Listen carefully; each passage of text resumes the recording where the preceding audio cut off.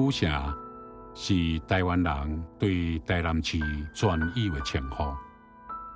荷兰人伫遮建城，伫遮甲平埔族订劳动契约。荷兰的东印度公司伫遮收工鹿仔皮，害台湾鹿仔大量消失，差一点断种。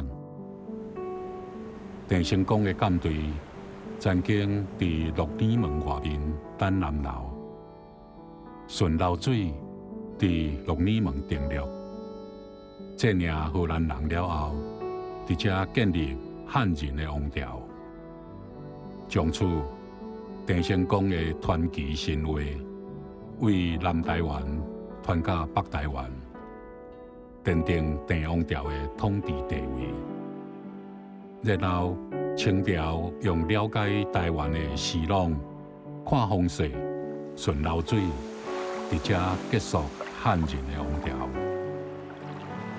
历史像安平港外的海涌，起起落落，来来去去。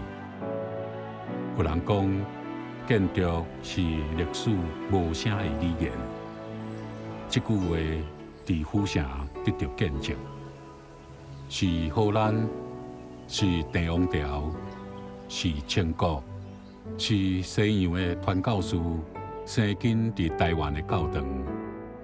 虽然建筑风格无同，年代有前差，却是当时伫虎城存在，见证每一段历史的繁华甲沧桑。陈达如作词。苦招作曲的安平对象曲，讲一个金头毛的疯仔囝金小姐，伫安平港边思念行船的情郎，嘛怨叹20年毋捌见面荷兰遵义的老爸。既然号名叫做对象曲，咱嘛会当甲伊理解做对荷兰人以来虎城历史的对象。老杨树的根刻伫壁肚顶面，咱毋知影老杨树确实的年岁，嘛毋知杨树根所嵌满迄堵壁确实的年份。